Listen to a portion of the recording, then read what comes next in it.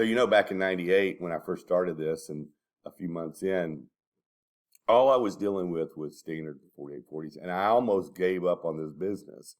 And here's what happened.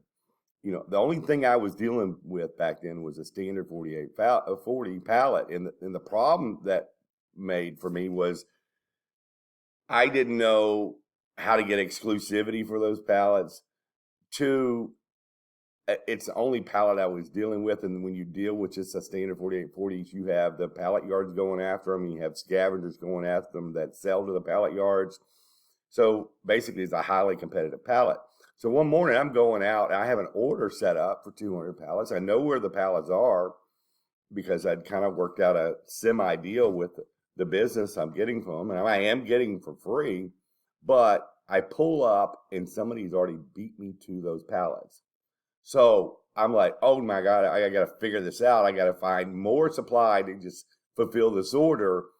And it put me in a position that, looking back, I'm grateful now. I'm grateful for it happening because not only did they have the 24840s at that place, but they also had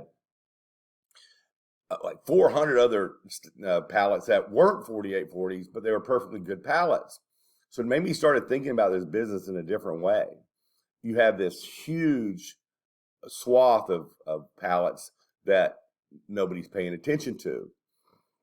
And if I can figure out where those go and who needs those and get those for free, and in fact, sometimes being paid to take them away, well, that's a great nut to crack. So that's what I made my mission. And it also gave me the opportunity to become exclusive for these businesses now, where I didn't have to worry about somebody else, because not only could I get those 4840s out of there, but I can move all this other stuff for them as well. And in some cases, like I said, not only get them for free, but be paid to take those odd sizes away. So I made it my mission to figure this out, where I didn't have to store them. I didn't have to, lift them even. I didn't have to sort them. I didn't have to repair them. It's just this huge niche within the pallet industry that people hadn't figured out yet. And it was my little baby. Moving forward many years, it took me, years to kind of develop that and work it all out and figure out who the businesses were I need to deal with. But even further down the line, I started realizing 55-gallon drums, crates, dunnage, corrugated boxes, Gaylord boxes, industrial bags, all this other stuff was coming into play as well. And the same businesses that were buying pallets from me were needing these lightly used items as well. So now I've doubled, tripled, quadrupled my revenue streams with the same accounts. And that's a powerful place to be. And that's pretty much the difference of what I'm doing compared to what other people are doing.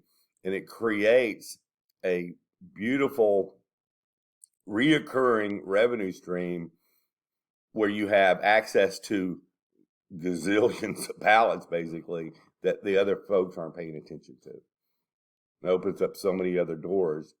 But you got to know your stuff, and you got to know where the stuff goes, is how it ends up being. But that's how I almost quit this in the beginning, because I was so limited in my scope. I had blinders on, thinking that's the only thing I could deal with.